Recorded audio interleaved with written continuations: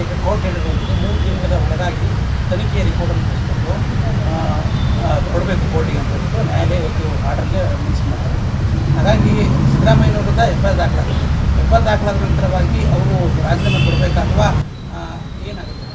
ಈಗ ಒಬ್ಬರು ಹಾಕಿರೋವಂಥದ್ದು ಕೃಷ್ಣ ಮೋಸ್ಟ್ಲಿ ಅವ್ರದ್ದು ಮೇಲೆ ಜಡ್ಜ್ಮೆಂಟ್ ಬಂದಿದೆ.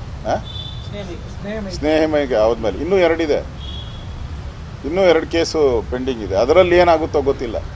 ಅದರಲ್ಲಿ ಅವರು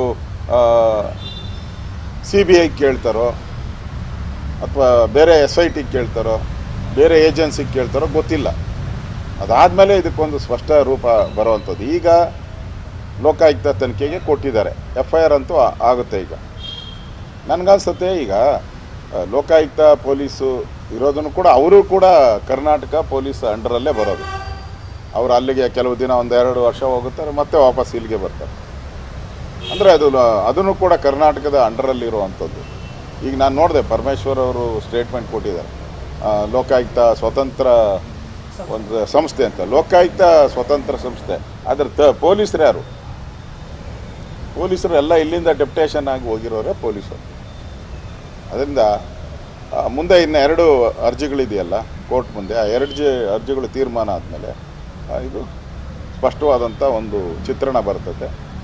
ನಾವಂತೂ ಮೊದಲಿಂದನೂ ಕೂಡ ಇದನ್ನು CBI ತನಿಖೆ ಯಾವ ರೀತಿ ವಾಲ್ಮೀಕಿ ಹಗರಣದ ಒಂದು 189 ಕೋಟಿಯನ್ನು ರಾಜ್ಯ ಸರ್ಕಾರ ಲೂಟಿ ಹೊಡೆದಿತ್ತು, ಅದನ್ನು ನಾವು CBI ತನಿಖೆಗೆ ಕೇಳಿದ್ದೀರಿ.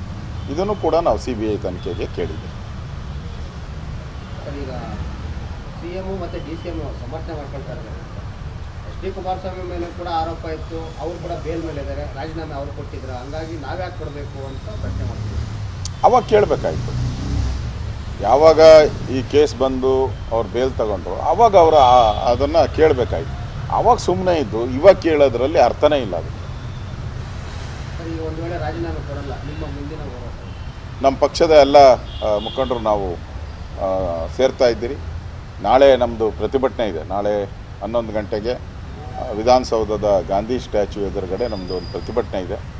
ಎಲ್ಲ ಶಾಸಕರು, ಎಲ್ಲ ನಮ್ಮ ಲೋಕಸಭಾ ಸದಸ್ಯರು, MLCಗಳೆಲ್ಲರೂ ಕೂಡ ನಾಳೆ ವಿಧಾನಸೌಧದ ಗಾಂಧಿ ಪ್ರತಿಮೆ ಎದುರುಗಡೆ ರಾಜೀನಾಮೆಗೆ ಆಗ್ರಹಿಸಿ ನಾವು ಹೋರಾಟವನ್ನು ನಾವು ಮಾಡ್ತಾ ಇದ್ದೀವಿ. ನಾಳೆ ದಿವಸ ಡಬಲ್ ಬೆಂಚ್ಗೆ ಹೈಕೋರ್ಟಲ್ಲಿ ಆ ಟೈಮಲ್ಲಿ ನೋಡಿ, ಕೋರ್ಟ್ ತೀರ್ಮಾನಕ್ಕೆ ನಾವೆಲ್ಲರೂ ತಲೆ ಬಾಗಲೇಬೇಕು. ಅದು ಡಬಲ್ ಬೆಂಚ್ ಇರಲಿ, ಸುಪ್ರೀಂ ಕೋರ್ಟ್ ಇರಲಿ, ಏನೇ ಆದೇಶ ಬಂದರೂ ನಾವು ಅದನ್ನು ಒಪ್ಕೊತೀರಿ ನಾವು. ಆದರೆ ಈಗಾಗಿರೋ ಆದೇಶ ಸಿದ್ದರಾಮಯ್ಯನವರ ವಿರುದ್ಧವಾಗಿದೆ. ಆಪಾದನೆ ಮೇಲ್ನೋಟಕ್ಕೆ ಸತ್ಯ ಅಂತ ಅನಿಸಿದೆ ಅಂತ 2 ಕೋರ್ಟಲ್ಲಿ ಬಂದಿರೋದ್ರಿಂದ ಸದ್ಯಕ್ಕೆ ಅವರು ರಾಜೀನಾಮೆ ಕೊಡಬೇಕು.